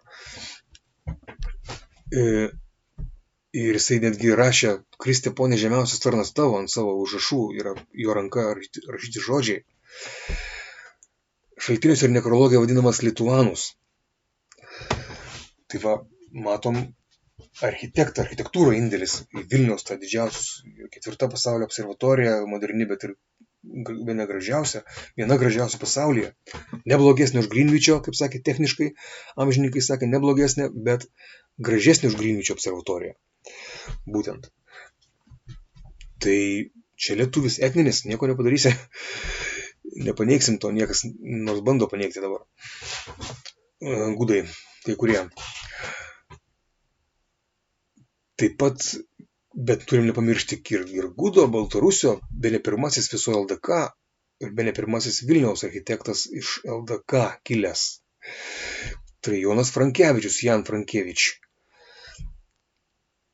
Jisai pastatė Švento Kazimiero bažnyčią. Gal viso LDK buvo pirmas, chronologiškai pirmasis. Bet manoma, kad bažnyčios karūną, tą gražią, pačią gražiausią vietą pastatė Tomas Žebrauskas, vėlgi žemaitis. Žemaitis iš etninis lietuvis. Kitas etninis lietuvis Radvila Našlaitėlis fundavo pirmą barokinio miesto pasaulyje, Nesvyžių, pirmą barokinio išplanavimo miestą pasaulyje. Čia yra pasaulinis faktas. Jisai tą fundavo tą miestą. Barokinis planas to miesto. Ir pirmos barokinės bažnyčios ne Italijoje fundatorius. Tai antra pasaulyje. Pirma Ildžezų Romoje ir paskui antra pasaulyje jau Nesvyžiaus Dievo kūno bažnyčia. Viskas. Gaila, neįdėjom čia dabar nuotraukos, bet jūs galite pasižiūrėti. Pamiršau kažkaip įdėti. Bet ne apie tai kalbam dabar iš tikrųjų, bet tai yra vis dėlto, matom, ir ten svarbu rusinai ir lietuviai. Lietuviai, tikrai etniniai lietuviai. Tokie litvinai iš mūsų ir Lietuvos etninės. Pirmas spausdinta knyga Lietuvos istorijoje, Lietuvoje. Pranciškus Skorina išleido. Kita vertus raketų išradėjas Kazimieras Semenavičius mokėjo lietuviškai. Irgi Žemaitijos gali būti iš kur tai tų visų kraštų. Etninės Lietuvos, iš tikrųjų. Nors neigia, irgi Baltarusiai neigia. Ir jeigu mes šitų namų darbų nedarysim, mes tai jau galim pamatyti iš karto va. Didžiausia sąrašas architektų. Kas statė Vilnių? Kto budovavo Vilnių? Vat Baltarusiai jau namų darbus daro. Ir čia matom Tomaš Žabrovskį. Jau jisai atseit gimė prie Naugarduko. Nu čia matom, kad tikrai galim paneigti, Kriste ponė žemiausias tarnas tavo. Nieks neužrašytų gimęs prie Naugarduko, nebent jis būtų lietuvių kilmės, nes ten lietuviakalbė lietuvių kilmė. Ten gyveno lietuviakalbė lietuvė prie Naugarduko labai ilgai. Irgi gyveno. Bet jisai iš Žemaitijos taip yra. Tokių žinių mes turim. Tomas Žebrauskas.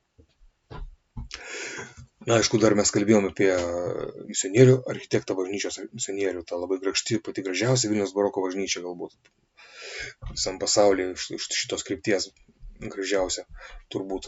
Tai Grincevičius fasadą statė, gali būti nuo Ukmergės, bet čia rašo daug tokių visokiausių kitų architektų ir mes turim tiesiog namų darbus daryti, turime ieškoti. Aš kadaise dariau lentelę tokia tiesiog Vilniaus visų fundatorių, kas fundavo bažnyčias, architektų, visokiausių dailininkų ir taip toliau, daugiausiai išėjo etninių lietuvių vis dėlto. Antroje vietoje gudai, Baltarusiai. Antroje vietoje. Iš visų tokių prisidėjusių prie Vilniaus statybos, ar ne? Daug fundatorių. Į mūsų pusę labai nusveria daug lietuvių etninių fundatorių. Pacai, Radvilos, etninė lietuvė kilmė. Iš tikrųjų, čia nieko nepaneigsim. Otkevičiai pusiau tokie, pusiau. Iš tikrųjų, rusinai, bet jie turi daug lietuviško kraujo. Ir dabar čia rašo apie, kad ne tik tai Žebrauskas, bet ir čia, ką mes matom, palaukit, mes matom Karlis Počešinskis, kad jisai atseit yra iš Baltarusis. Nu, čia galim irgi, jeigu mes nieko... Kas žino Počešinskį iš viso? Žino kažkas, bet labai mažai tų žmonių. O jisai statė aušros vartus tokie, kokie dabar yra. Pagrindinė šventovė Lietuvos dabartinė, kur Dievo motina, mūsų karalienė Lietuvos. Ir, aišku, Trakuose karalienė pagal jau titulą. Iš tikrųjų, pagrindinė šventovė buvo LDK, Trakų Dievo motina. Bet vis tiek aušros vartai yra labai svarbus. Podčašinskis, jisai kalbėjo, aišku, lenkiškai, lenkakalbis lietuvis, iš LDK, nuo Žirmūnų, ten Gardino, ten srity Žirmūnai, ir lietuviškai skamba pavadinimas to kaimo, ir ten kalbėjo lietuviškai tada, kai statė Aušros vartus, jisai kai rekonstravo 19 amžiaus ten pirmoje pusėje. Tada kalbėjo lietuviškai Žirmūnai.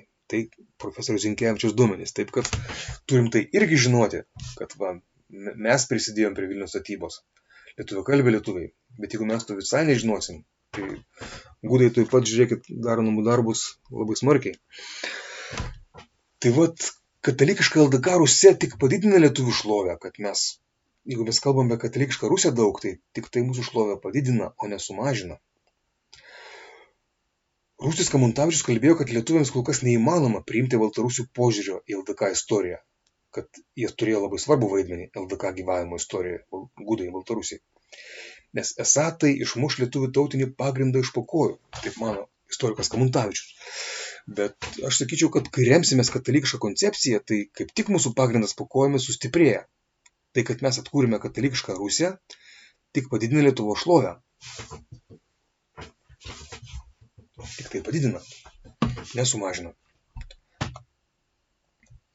Dabar profesorius Bumblauskas kalba, kad laidoje apie litvinizmą kalbėjo, kad būtent baltarusių istorikas Georgij Galenčenka sako, kad nuo 16 amžiaus 50-mečio LDK tampa ir rusinų valdoma valstybė. Nes net 3 iš 5 galingiausių Lietuvos ponų tarybos didikų yra Chodkevičiai, 2 Radvilos ir 3 Chodkevičiai. Matom laidos pavadinimą, aktualių studija LRT. Ar pavojingas baltarusių litvinizmas, apie tai buvo laida. Tautos patriotui tas faktas neturi būti baisus, kad Chodkevičiai tampa, nes kad Chodkevičiai valdo labiau negu Radvilos, tada daugiau jų yra. 3 prieš 2. Kadangi kodėl neturi būti baisu lietuvių patriotui? Kadangi Chodkevičiai tampa katalikais, lenkakalbiais lietuviais patriotais. Net yra citata Chodkevičiaus, Jono Karolio, kad tenai mes Lietuvos šeimos, čia Lenkai nori mus išstumti ir Lietuvą užvaldyti ir panašiai. Kalba apie Lenkus kaip svetimus tenai Chodkevičius. O mes Lietuvos didžiosios šeimos, jis kalba Lietuvos, kaip lietuvis kalba jisai. Ir net turi daug baltų kraujo Chodkevičiai. Juk rusinai pusiau baltai, tiesiog pagal savo etninę sudėtį. Be to Chodkevičių kilmės vietose prie Balstogės iki pat 19 amžiaus gyveno daug ir lietuviakalbių lietuvių. Dabar čia neišvengiamai mes truputėlį nukrypsim į rusinų klausimą, kas tai rusinai etniškai, kad po to negrįžtume. Daug nekalbėsim, nes čia galit atsiversti Wikipedijos straipsnį rusėnai, taip daugiau vartojama rusėnai, ne rusinai, rusėnai. Na, Wikipedija, aišku, kaip kritikuojamas kaip šaltinį nesinaudoti. Čia aš nesinaudoju kaip šaltiniu, tačiau kartais Wikipedija yra gerai tuo, kad tiesiog sutraukia į vieną vietą kažkokios tai pasisakymus apie tą klausimą ir tenai iš tikrųjų šitas straipsnis remiasi nemažai profesoriaus Zinkevičiaus ir kitų kalbininkų Lietuvos iš viso koncepciją. Ir čia matosi, kad pagal archeologijos, istorinės dialektologijos, fizinės antropologijos, folkloristikos, etnomuzikologijos ir genetikos duomenų lyginamoji analizė leidžia matyti savitą, skirtingą nuo proto-ukrainiečių arba valūnėnų, rusėnų arba sengudžių etnosą, kad jis egzistavo jau 90 amžiui. Egzistavo. Tai kodėl svarbu tai kalbėti? Todėl, kad rusai dabar sako Didžią Rusiją, ar ne, iš Rusijos. Kalba, kad buvo Kijevo Rusioje gyvavo tokia bendra, vieninga rusų tauta, senųjų rusų tauta, kurią dėl blogiečių, čia taip maždaug, jeigu pajuokausim, blogiečių, lietuvių įsiveržimo ir vėliau dar blogesnių Lenkų įsiveržimo, užkariautojų, žodžiu, suskaldė tą tautą į 3 dalis. Taip, lietuvių išvadavimas iš mongolų, lietuvių išvadavo iš mongolų Rusiją tikrai padarė didžiulę įtaką rusėnų susiformavimui, rusinų etnoso arba sengudžių, kaip čia sako, senųjų gudų, bet ir Lenkijos atskilimas Ukrainos nuo Lietuvos irgi padarė įtaką atskiros tautos susiformavimui nuo baltarusių. Bet ta tauta kaip etnosas egzistavo jau 90 amžiui, dar jokios LDK nebuvo. O tada jau buvo atskira nuo didžiarusių sengužių tauta. Tautinė bendrija kažkokia, etnosas. Ir voluinėnai dar anksčiau, tai yra grynieji slavai, arba proto-ukrainiečiai, tokie senieji ukrainiečiai maždaug tokie, susiformavo 6-7 amžiui, čia kalba, kad daug seniau negu mano rusų istorikai, Rusijos istorikai, kai kurie. Ir dar netgi seniau negu mano profesorius Bumblauskas. Čia kalba, diskutuoja su Bumblausku, čia Bumblausko schema yra tokia paprastesnė, kad iki 14 amžiaus buvo senrusiai, vieningi, buvusios Kijevo Rusijos žemėse iki pat 14 amžiaus, čia Algirdas valdo, ne, ir paskui tik tai skyla kažkaip tai Maskvos didžioji kunigaikštystė, rusai arba didžiarusiai, ten joje ir rusėnai LDK ir Lenkijos karalystėje iki pat 17 amžiaus vidurio, ir kažkaip, tiksliau, Bumblauskas sako, kad 16 amžiuje jau rusėnai atskiri yra nuo maskolių, šitų nuo didžiarusių, rusėnai, mūsų rusinai, kaip aš sakau, LDK ir Lenkijoje. O 17 amžiuje viduryje po truputį jie skyla į gudus ir ukrainiečius. Čia Bumblausko koncepcija ir čia sakoma tam straipsnį Wikipedijos, kad dauguma lietuvių kalbininkų, įskaitant žymiausią Lietuvoje dabartinė Lietuvoje istorinės lingvistikos specialistą profesorių Zinkevičių, aptartą Bumblausko schemą atmeta. Čia Gudavičius irgi panašiai pagal Bumblauską buvo. Taip. Gerbiu profesorių Bumblauską ir nenoriu čia taip ginčytis labai, bet tiesiog turim žinoti, kad pėdsakai tikrai susidarimo tų rusinų buvo daug anksčiau negu LDK susidarimas. Ir čia kalba tam pačiam straipsnį, kad etnosas būtent didžiarusių, ar Maskolė, kaip vėliau pavadins, moskovitų ir panašiai Europą pradės vadinti, jisai formuojasi 10-12 amžiui. Kadangi kas vyksta iš viso? Kaip atsiranda rusinai, kaip atsiranda didžiarusiai? Trumpai labai pasakysiu. Būtent voluinėnai migruoja. Voluinėnai tai yra vieninteliai grynieji slavai, čia kaip sako, vieninteliai. Po 6-9 amžiaus migracijų slavų susimaišė su visais ir tik tai grynieji slavai liko voluinėnai. Tai yra Voluinė, Polesė, vakarų Polesė, ten maždaug tos pietų Baltarusijos balos, didžiausios Pripetės pelkės, didžiausios Europoje. Tai ten tie voluinėnai tik tai toj maždaug vietoje ir gyvena, tie grynieji slavai. O dabar, kai jie migruoja, tie voluinėnai, ta grynieji slavai migruoja 8-12 amžiui, eina į Kijevo, Černigovo kraštą, Baltarusiją, dabartinę, visą šiaurės Ukrainą, ir dalyje dabartinės Rusijos, Smolensko, ten tos kraštas, kur gyveno rytų baltai, tai tie voluinėnai, tie grynieji slavai susimaišo su baltais ir voluinėnai plus baltai išeina rusinai, arba rusienai, kaip čia sako. Daugiau kalbama rusienai. Voluinėnai plus baltai lygu rusienai. Va, kas yra. O rusienai, tie pusiau baltai tokie jau, kai dar eina rusinai arba rusienai, migruoja į dabartinė Rusija, ten kur Maskva ir dar toliau, tenai visokie Vladimir Zalieskiai, ten tas yra, ne, Suzdalė, Riazanė, tenai kaip jie migruoja tolyn, tie rusinai, pusiau baltai, pusiau slavai, jie dar susimaišo su finougrais ir iš to išeina didžiarusiai, arba būtent būsimieji maskoliai, maskvienai. Tai yra rusai dabartiniai, kaip sakom. Dauguma, didžiulę dalį jų etnosų sudaro finougrai. Tai kaip estų giminaičiai, vengrų, ne, suomių. Tai va, kas vyksta. O paskui, kaip atsiranda ukrainiečiai, čia sako, kad voluinėnai 17 amžiuje ir vėliau, iki pat 19 amžiaus, jie kolonizuoja dabartinę Ukrainą, dar kartą užlieja ta grynųjų slavų banga, užlieja dar kartą tų rusinų, pusiau baltų, pusiau slavų, Ukrainoje tas žemės užlieja dar kartą, kolonizuoja antrą kartą ir ukrainizuoja Ukrainą, tie voluinėnai, galima sakyti, vakariečiai, vakarų ukrainiečiai, proto ukrainiečiai, senieji ukrainiečiai. Jie tie rusinai suukrainėja, suvoluinėja, kaip čia pasakyti, suslavėja dar labiau. Pasidaro grynesni slavai negu buvo anksčiau. Anksčiau buvo pusiau baltai. O baltarusiai ir liko tokiais pusiau baltais. Tai vat iš gudų tikrieji rusinų palikuonys liko faktiškai dabar tik tai būtent tais pusiau baltais rusinais liko tik tai baltarusiai, iš esmės, pagal šitą koncepciją. Ir labai jinai panašiai teisybė. Tai va, tai tas va toksai rusinas ir buvo Chodkevičius. Pirmas jų protėvis, tų Chodkevičių, Chodko Jurjevič ir Chodkevičiai vėliau. Ir dar atsiminkim, kad ten iš kur kilo Chodkevičiai, prie Supraslės, prie Bialystoko, Balstogės, ten dar gyveno ir grynų lietuvių. Iki pat 19 amžiaus pabaigos ir 20 pradžios lietuviai ten gyveno, lietuviakalbiai lietuviai. O juk dar buvo ir daug kitakalbių, laikiusių save lietuviais, kaip Chodkevičiai.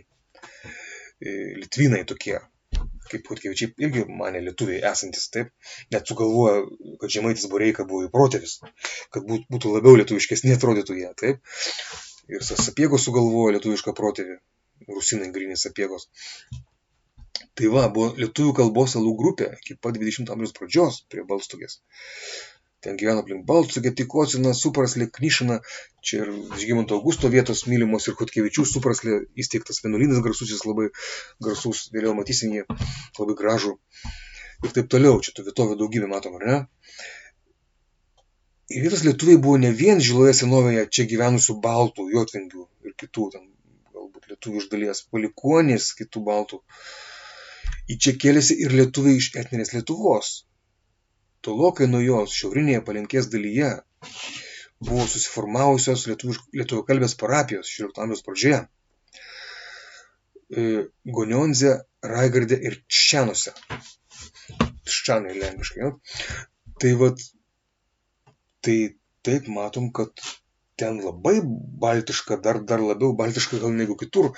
Ta buvo ta Palenkės dalis ten, kur Chodkevičiai kyla iš tenai. Tiksliau, jie ne iš pat Palenkės jie kilo, bet iš Trakų vaivadijos gretimai esančios Trakų vaivadijos, tai buvo iš Gardino žemės bajorų, Chodko Jurjevič, Chodka Jurgaitis, kaip sako lietuviai, rusinų kilmės valstybės veikėjas, ar ne, tai matom, tai yra pirmas rusinas iš vis LDK elite minimas, pirmą kartą minimas 1422, Melno taikos sutartyje. Tai matom, jis jau elite, tai vat galim Lietuvos lietuvių patriotai, tautininkai, turim pamatyti, kad ir rusinas čia egzistuoja elite, bet dauguma elito tuo metu buvo lietuviai, lietuviakalbiai ir etniniai lietuviai ir Romos apeigų katalikai, ne graikų, pradžioje pirmoje pusėje amžiaus 15 tikrai buvo dauguma valdančių tokie lietuviai, lietuviakalbiai. Aišku, kalbą jie po truputį praradinėjo gal jau, kai kurie. Bet matom, kad kalbėjo lietuviškai dar ir Kazimieras Jogailaitis ir net Aleksandras, kai kuriais duomenimis, kalbėjo 15 amžiaus gale. Taip, kad dar ta kalba gyvavo elite. Ir kalbėjo su pasiuntiniais iš Gdansko lietuviškai ponų taryboje, 15 amžiaus galas. Tai tikrai matom, kad ir buvo naudojama lietuvių kalba, naudojama valdžios aparate, valdžios institucijose ir taip toliau. Daug lituanizmų Lietuvos raštų kalboje irgi yra, kaip Zinkevičius profesorius nurodo, būtent toj rusinų kalboje, apie kurią kalba profesorius Bumblauskas, kad tenai mes lietuviškai neturim metrikos įrašų, bet yra lietuviškų žodžių, terminų, ten rykūnė, dėklo, visokie, taip toliau. Rykūnė, dėkla, tokia duoklė, rykūnė, tokia dvaro pareigūnė yra, rykauja daug, turbūt rėkauja ir kažką ten, ar su daiktais ten kažką turi bendro rykais ir kažkaip tai ten jinai paaiškinama. Tai žodžiu, tai va, bet jisai jau yra vienas rusinas elite. Netgi Polocko vietininkas tampa, 1422-23, valdo Polocką. O šiaip valdo Polocką iš esmės katalikai vietininkai 15 amžiuje, jeigu taip pažiūrėsim. Ir jeigu ten atsiranda rusinai antroji pusė amžiaus, tai tenai jau reikia ieškoti graikų apeigų katalikų tarp jų. Ir jie faktiškai yra katalikai, bet graikų apeigų. Bet čia vat jisai labai anksti tampa tuo elito nariu, anksčiau už kitus rusinus. Toksai čempionas iš rusinų. Chodka Jurgaitis. Chodkevičių protėvis. Ir čia delegacijos buvo su Lenkais, Žygimanto iš Švitrigailos laikais, jisai Kazimiero valdymo pradžioje buvo įtakingas, išsaugęs aukštą padėtį. Ir dabar matom, kad jisai turėjo herbą.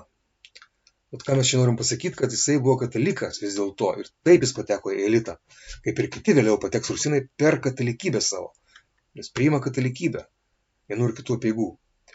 Tai vat su Chotka yra gana neaišku, bet mes dabar čia tokia loginė dedukcija, kaip Šerlokas Holmsas darysim, kad 1434 Chotka Jurgaitis, Žygimanto Kęstutaičio ir Jogailos Gardino unijos atnaujinimo liudininkas, tai yra Lenkijos-Lietuvos unija atnaujinama, Gardino unija. Ir 41 antspaudas ir tik vienas iš jų rusinas ant tos patvirtina. Ir Chotka 9 iš jų antspaudas yra. Ir Koščieša herbas lenkiškas, kaip ir lietuviai kiti gavo iš Lenkų herbus bajorai. Ir neaišku, kaip jis gavo tą herbą. Kol kas Horodlės unijos duomenimis 47 didikai Lietuvos priėmė Lenkijos herbus. Tačiau stačiatikių bajorai iš Rusijos nebuvo įtraukti į jų skaičių. Tai logiškiausia išvada, įtikimiausia prielaida. Chotka buvo katalikas. Ir apie tos dalykus kalba ir Genutė Kirkienė, kad tie dalykai, kad nebuvo tų stačiatikių bajorų. Žodžiu, logiškiausiai, kad jis turėjo būti katalikas. Nors nėra taip aiškiai kažkur paminėta, kad jis buvo katalikas, bet loginė dedukcija tikrai rodo į tai. Tai tokiu būdu įeina rusinai į elitą. Prasideda šitas procesas. Didingas civilizacinis procesas. Lietuviai įtraukia didžiausią pasaulyje rytų apeigų katalikų grupę į bažnyčią, rytų apeigų krikščionių grupę į katalikų bažnyčią. Tai yra rusinus, didžiulė rusinų tauta, gana didelė. Tas lizdas, erelio lizdas, ar ne, grifonas, giminės simbolis Chodkevičių ir kurtas lizdas, tai yra Haradok, buvusi LDK, ir net nepalenkėčia dar, o čia yra Trakų vaivadija tiesiog. Grūdekas dabar, Grūdek, tiesiog miestelis reiškia, Haradok, Grūdek lenkiškai dabar ir matom čia tas lizdas, būtent čia tas jų miestelis toksai, valikęs dabar mažytis. Bet tai yra svarbus miestelis, nes tai prasideda integraciniai procesai. Chodkevičių giminės LDK, labai didžiuliai procesai, pasaulinio masto ir svarbos procesai. Dabar Švitrigaila. Žiūrėkime, kas toliau Vytautas mirė, ar ne? Kaip toliau plėtėsi šitą Lietuvos LDK katalikišką visuomenę. Katalikiška tauta, į kurią įtraukiami rusinai. Kol kas dar jie tik traukiami. 1431 numirus buvusiam Camblako varžovui dėl visos Rusijos metropolito sosto Maskvėnui Fotijui. Matom, Vytautas bandė padaryti visą Rusiją katalikišką per Fotijų po Camblako mirties. Camblakas mirė 19 metais, o Fotijus po 12 metų 31. Taip, bet mirė ir Fotijus ir dabar pasiūlė Maskvos didysis kunigaikštis į šią vietą Jona, toksai ne Jonas, o Jona. Ir tas Jona taps didžiulių schizmos, skilimo bažnytinės, tokius skaldytojus, schizmos šalininkų, o Švitrigaila pasiūlė Smolensko vyskupą Gerasimą, kurios grįžo iš Konstantinopolio jau visos Rusijos metropolitų ir tapo bene pagrindiniu bažnytinės unijos veikėjų Rusijoje. Tai Gerasimas gravituoja, taip sakant, link katalikybės. Jisai laikytinas tokiu katalikų, kaip širdyje, ir jis kažkaip turėjo būti priėmęs tą katalikybę, nes jisai traukė visą Rusiją į tą pusę. Čia panašiai kaip su Camblaku. Bet čia taip dar sunkiau nustatyti tą katalikybę aiškiai jo, bet jisai matom iš kitų faktų, kad 1433 Vitebske susirinka LDK rusinų vyskupai ir laiške į Bazelio susirinkimą, visuotinį susirinkimą bažnyčios, kuris tęsė Konstanco darbą susirinkimo, jie pareiškė, kad pritarė rytų grįžimui į katalikų bažnyčią vyskupai. Čia rašo Jonas Matusas apie tai, istorikas Matusas. Iš Švitrigailos priešai paskleidžia gandus, kad jisai pateko į stačiatikių įtaką, kad rusinai, kai kurie lietuviai, ir tada rusinai, kai kurie lietuviai etniniai, karštai prieštarauja šiam melui. Jaroslavas Lengvenaitis, Lengvenovič, tai yra Lengvenio Algirdaičio sūnus, ir Andriejus Michailovičius su 14 bajorų visų rusinų vardų, riterių, miestų ir miestiečių vardų, įsiuntė laišką Bazelio susirinkimui, visuotiniam susirinkimui visos mūsų bažnyčios civilizacijos katalikų, kuriame tvirtina, kad netiesa, kad Švitrigaila atsimetė nuo katalikų bažnyčios, o jie patys, rusinai, valdovų, nori turėti tik tai kataliką. Jei stačiatikių dvasininkai susitars su Bazelio susirinkimu, tai jie tos nutarimus ištikimai vykdys. Taip, rusinai pareiškia. Ir dabar jau nugali Švitrigaila su Lenkų pagalba, visokiausių Lenkijos didikų sąmokslų pagalba, nugali Švitrigaila, kuris siekia ir Lietuvos karūnos karalystės rango, kaip ir Vytautas dėja pralaimėjo Švitrigailą. Čia buvo iš tikrųjų labai tokia tragiška kova, vidinė kova, kurią kurstė ir Lenkai iš Lenkijos dėja, didikai Lenkijos.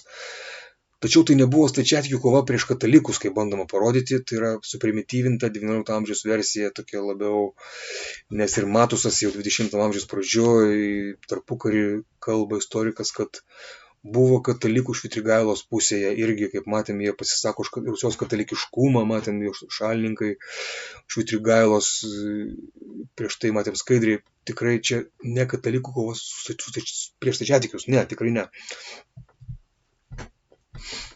Bet dabar kalba, kad po to atėjęs Žygimantas, gerai, tai nebuvo katalikų pergalė prieš stačiatikius, Žygimanto pergalė, bet Žygimantas vis tiek bando patraukti rusinus į savo pusę, nes daug jų buvo Švitrigailos pusėje ir ne, ir dabar atseit sulygina rusinų ir lietuvių bajorų teises. Rašo net profesorius Bumblauskas. Bet tai palaukit, profesoriau, čia kažkas ne taip. Pacituokim dabar Kelpą, Kiaupienę ir Kuncevičių istorikus. Šiems gyvenimo saulėlydyje sėkmingai vykdomės Vytauto planams toliau plėsti LDK teritoriją rytų slavų žemėse trukdė jo paties ir jo Gailos paskelbti kieti kabutėse santykiai su LDK stačiatikiais. Tad nenuostabu, kad Vytauto politikos tęsėjai buvo priversti nuolaidomis švelninti santykius su LDK stačiatikiais. 1434 metais sulyginti stačiatikių ir katalikų bajorų teises, atsisakyti savarankiško tiesiogiai Konstantinopolio patriarchui pavaldaus stačiatikių metropolito. Iki 16 amžiaus pabaigos neįgyvendinta ir bažnytinės unijos idėja. Numatom su visa pagarba profesoriams gerbėmiems, bet matysim iš Gintės Kirkienės tyrimų, čia daug bus skaidrių ir daug bus įrodymų, kad bažnytinė unija buvo labai stipriai įgyvendinta, vis tiek įgyvendinama LDK antroji pusė 15 amžiaus ir daug sėkmės labai turėjo. Faktiškai tai buvo katalikiška Rusija, tik tai, kad nebuvo taip visiškai reguliariai surišta su visa katalikų bažnyčia. Normalizuota ta situacija nebuvo, bet tai iš esmės katalikiška Rusija buvo, matysim tokį dalyką. Ir kad vėl bus tiesiogiai ne Maskvai pavaldus metropolitas bus, o tiesiogiai Konstantinopoliui, kai jis bus katalikiškas Konstantinopolis. Ar Romai, katalikiškai Romai pavaldus metropolitas bus visos Rusijos metropolitas Vilniuje. 15 amžiaus antroje pusėje, tą matysim tikrai daug bus tokių metropolitų, visa eilė katalikiškų metropolitų visos Rusijos Vilniuje sėdės. Tai tikrai čia ne visiškai adekvačiai vaizdą parodo šitie gerbimi istorikai, bet žiūrim toliau. Visų pirma, turim pasakyti, kad politinės teisės Žygimanto privilegija Kęstutaičio tikrai nebuvo sulygintos LDK stačiatikių ir katalikų politinės teisės. Priešingai dalies istorikų nuomonė 1434 privilegija nesulygino tų teisių. Pačioje privilegijoje nekalbama apie jokias politinės stačiatikių teises, būtent politinės, ar juo labiau jų sulyginimą su katalikais. Ne tik sulyginimo nėra, bet nekalbam apie tas teises, politinės būtent. Pamatysim iš teksto. Vadinasi, ir po 1434 liko galioti 1413 Horodlės akto nuostatai. Ir toliau tik katalikai gali užimti ypač aukščiausias valstybės tarnybas. 1434 metų privilegijoje kalbama tik tai apie stačiatikių ekonominės turtinės teises. Pažiūrėkim, ką ten rašo. Nes galima daug kalbėti, visokiausių ten daryti interpretacijų, bet kai paskaitai šaltinį, tai atrodo visai kitaip. Privilegijos tekstas. Dievo vardu Amen. Vėlgi katalikiška pradžia, įstatymo pradžia.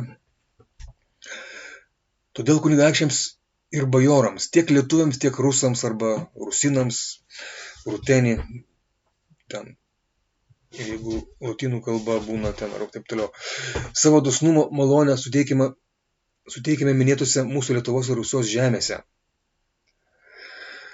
Antras punktas. Tegul minėti kunigaikščiai ir bajorai, bei jų teisėti vaikai, vienodomis teisėmis valdo visą paveldimą turtą, kaip paprastai valdo kitose krikščioniškose vietose, ir tegul laisvai parduoda, maino, dovanoja, atidalina ir tvarkosi su jomis, kaip jiems patiems atrodys naudingiau.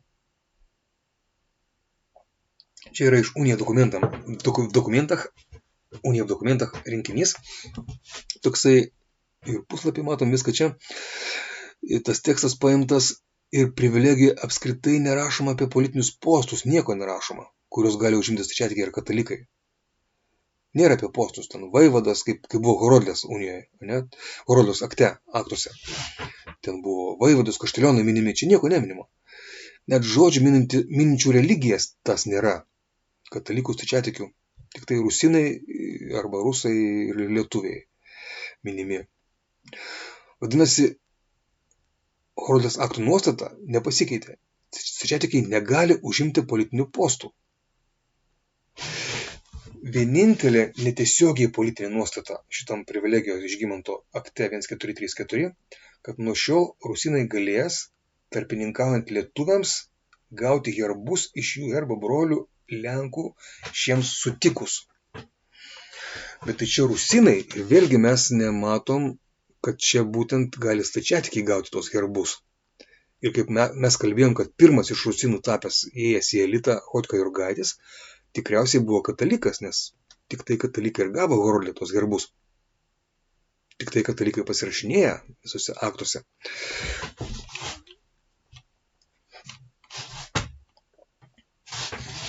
Tai dabar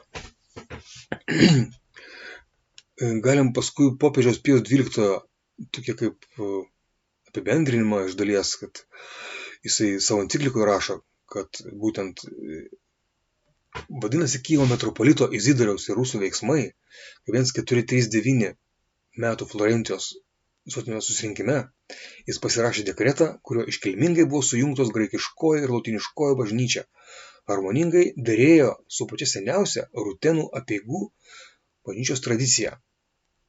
Aiškiai, kad grįžimas į katalikų bažnyčią derėjo su seniausia rutenų tradicija. Kad Vladimiras, jis kalba popiežius apie Vladimirą, taip pat šventą Vladimirą, kuris buvo katalikas ir taip toliau, jo įpėdinius Jaroslavą išmintingai, kuris buvo katalikas ir kitus.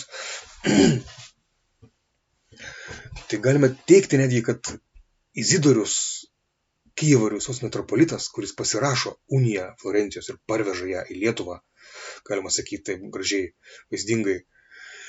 Tai tas Izidorius, tapęs kardinolu beje po to, vykdė Jogailos ir Vytauto inicijuotą pasaulinės svarbos planą atversti rytus į katalikų bažnyčią jau po tų valdovų mirties 1439. Ir baigiam šios dienos laidą.